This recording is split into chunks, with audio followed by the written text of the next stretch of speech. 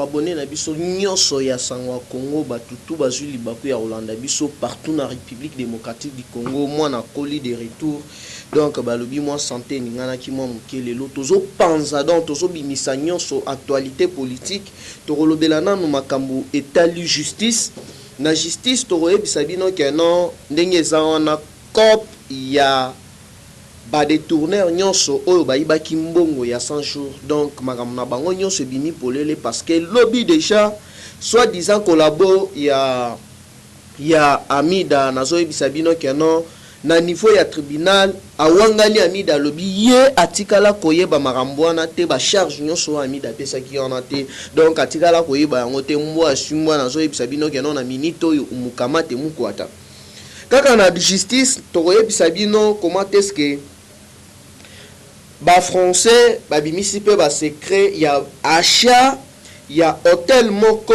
na Disneyland na France oyo caméra sombaki asombeli pe Amida donc ba bien nyonso na niveau ya France ezali na valeur ya 10 millions de dollars américains.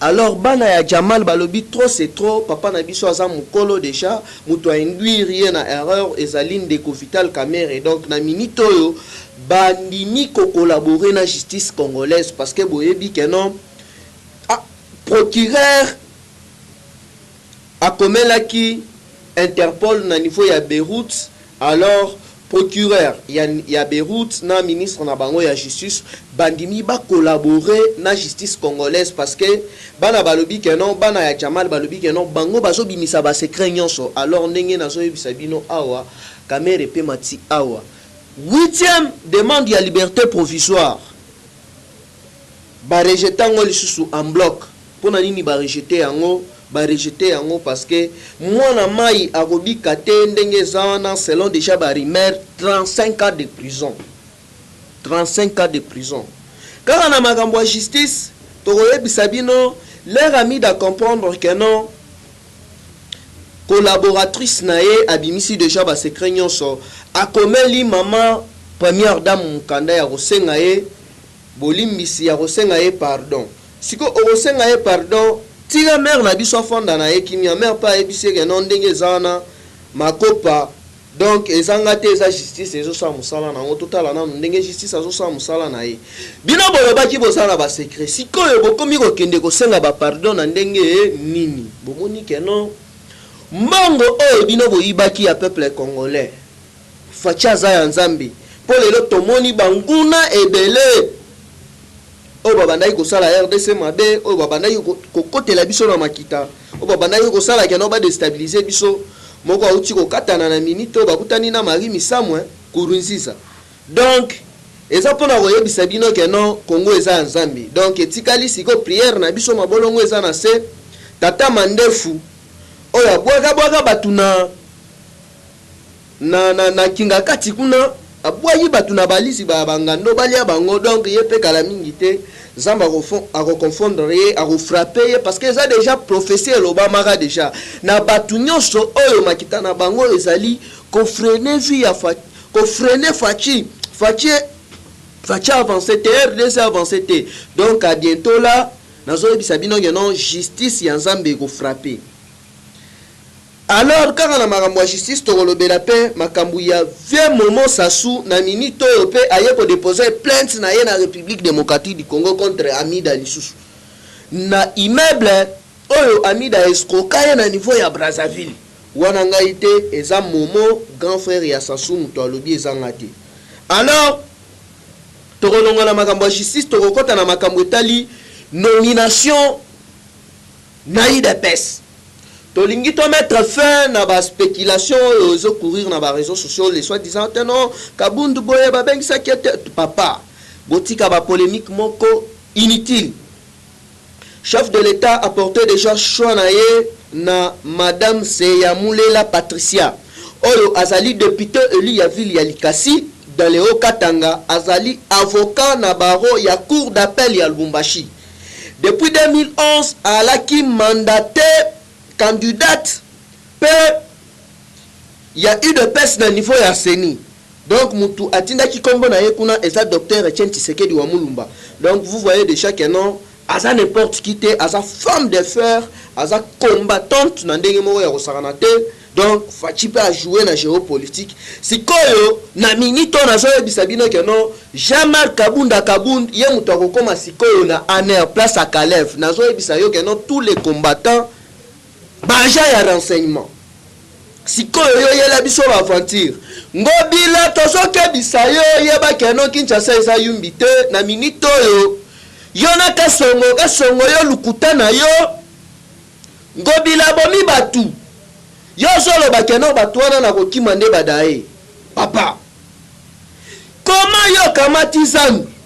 Obe kotekela ba Nigeria na ba Libanais o batonga.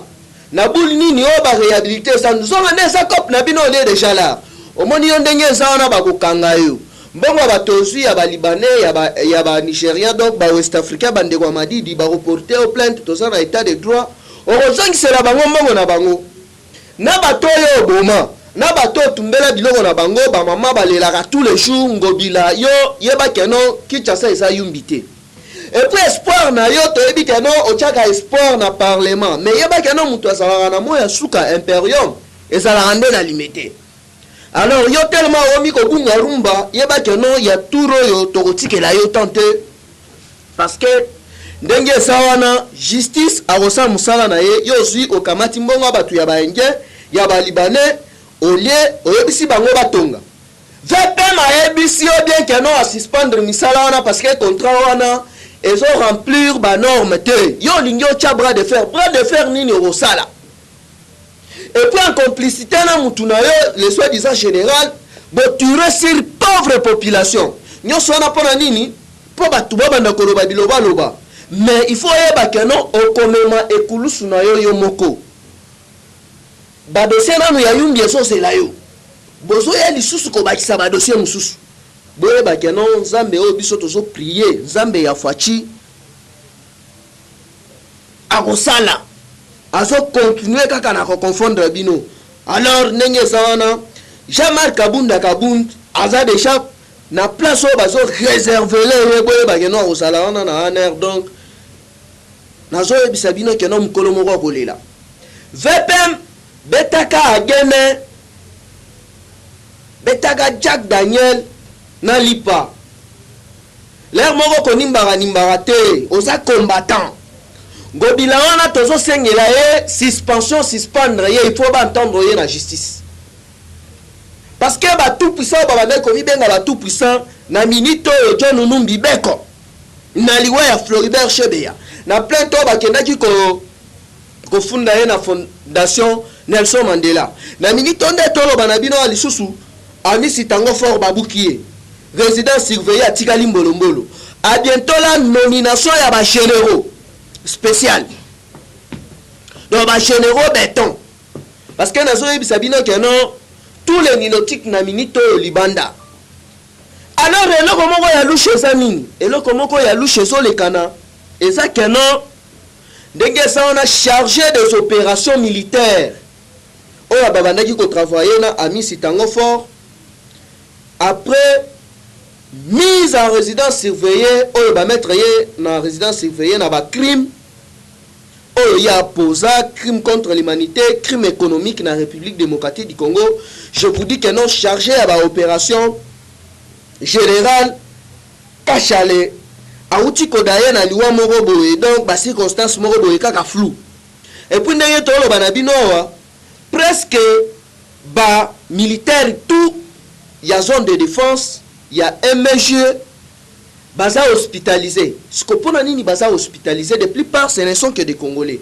Pourquoi bazali hospitalisé et ça déjà louche parce que bayebi déjà que non ba mayu na ba mafia na bango ba bandaki ko sala mokili mobimbeza alerté biso tozo ba menace tozo ba appel ya ba intimidation mais biso ndenge toza awa tokotika la concéder atam kolomoko na intimidation te biso musala na biso eza kozala boy donc place tout biso tokomona likambu que non ça ne marche pas place moko tokomona louche tokobanda toujours ko dénoncer ndenge ça na dia merci balandi ya sangwa Congo nazo yebisa bino que non mukolo ya lobi bakangi lisusu de master ya INC na 3 ya FCC oyo bakendaki kochela juge na biso Raphaël yani poison na mutuka na ye. Donc là bache pena ya nini ya kashine na kamere atindi lisu batu na ye bakende bacha ya mutuka pokune ko rate ko to eswai.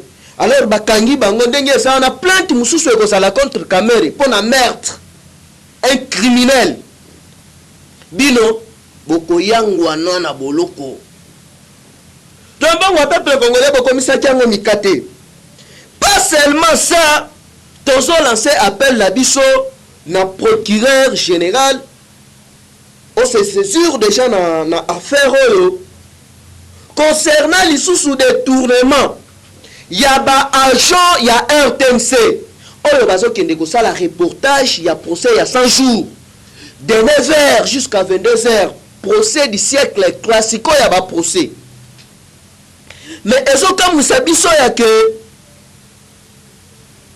ba agent wana bazo réclamer salaire na bango na musala o bango basali bokende kopesa bana batu 20 000 francs congolais. Mais bongo ebimi kuna ya o bapesa bango na musala na bango na endurance na bango plus de 300 plus de 400 dollars américains.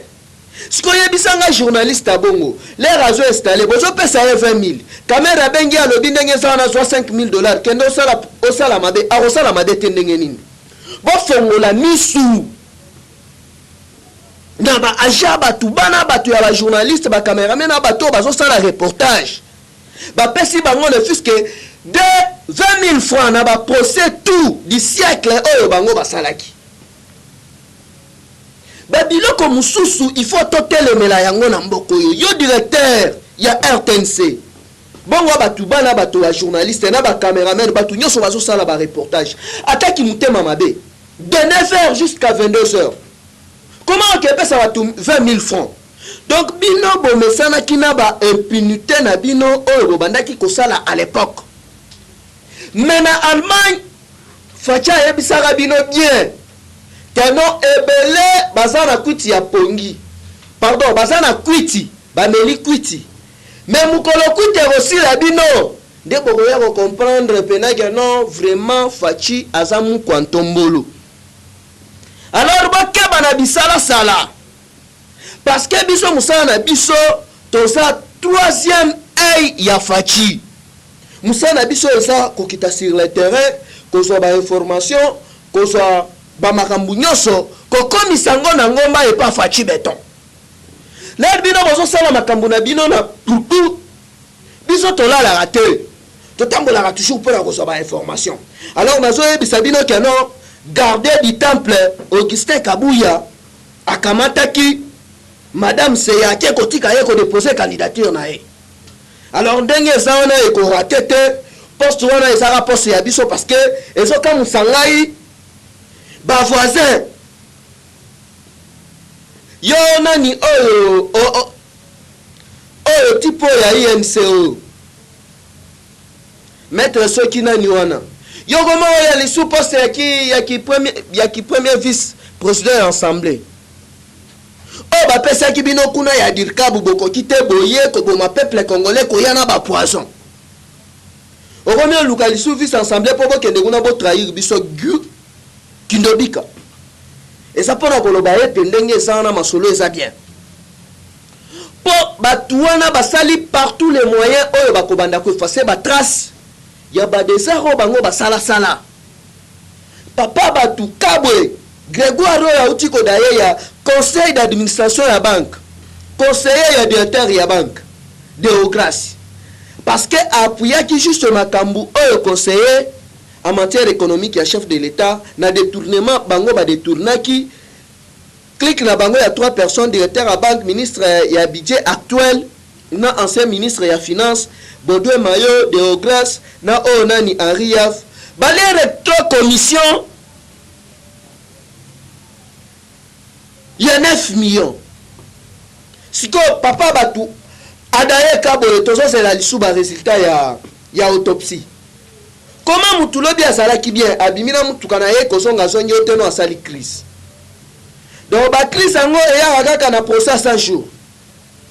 Et puis ndenge ça na lisusu tous les professeurs amis ya Kabila o babandaki kolia na bango o babandaki ko partager ensemble na bango na minito plus de 13 professeurs na niveau ya Inikin bazo sila kaka kosila.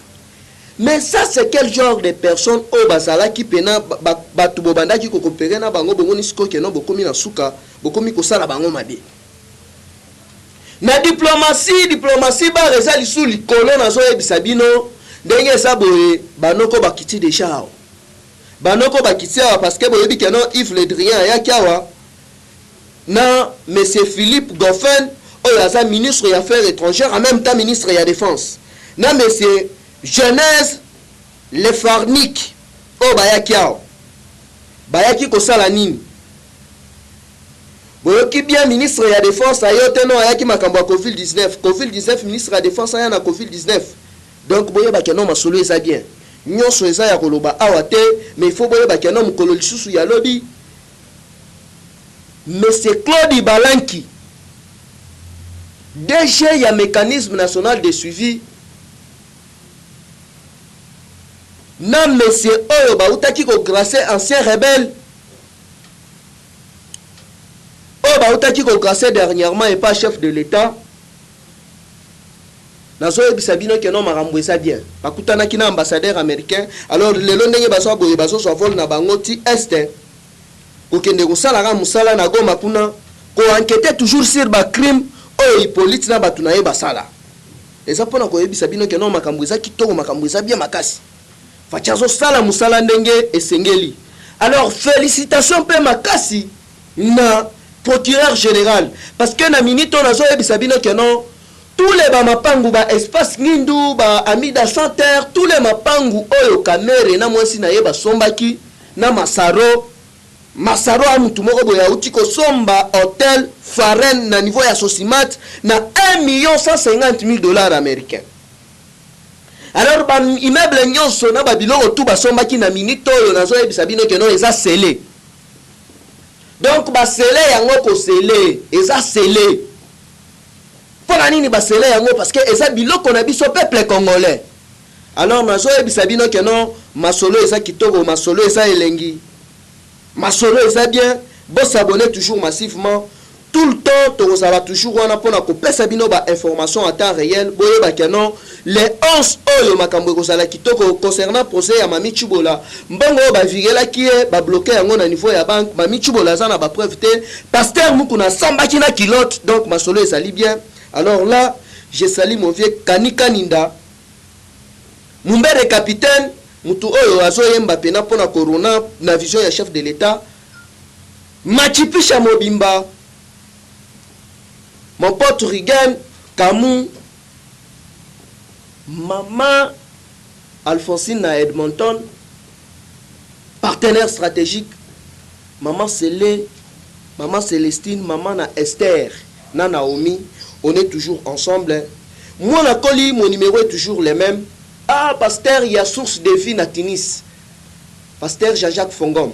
Pasteur Joseph Chilamba. Donc, ma prière n'a bino pour la RDC, donc, Zambazo exercer en Makasi. Alors, mon numéro est toujours le même. Plus 243 89 784 33 42. Nabandeli. Plus 243 89 784 33 42. Donc moi na koli wana soki obengi donc balamoko masolo ekozala kitoko. To se retrouver dans le prochain numéro. Eshima, votre magazine qui bat au rythme de l'actualité. Une réponse à vos besoins en information, un éclairage dans divers domaines. Impartial, documenté, instructif. Eshima, au cœur de l'info. Retrouvez la nouvelle édition. Leadership, gouverneur Richard Mouyej, le plébiscite de Forbes. Politique, le système politique africain. Alternance et organisation de partis politiques, les opposants, nouvelle force du pouvoir. Interview, Jean-Marc Kabound, l'UDPS ne cédera pas au chantage. Baudouin Maillot, au nom de quoi on nous impose la machine à voter. India Omari passe en revue le meeting du FCC. Province, les lois là-bas, coffre-fort de réserve minérale. Sud Kivu, l'impulsion salvatrice de Maître Nyamugabo. Économie, budget colossal de l'État, réalité et promesses. BIAC, 2 ans après, toujours pas de repreneurs. Afrique, le poids des organisations africaines. International, la Cour pénale internationale en sursis, Dr Mukwege, un prix Nobel politisé. Retrouvez l'intégralité du magazine Eshima dans les kiosques. Eshima Magazine, un nouveau standard d'information.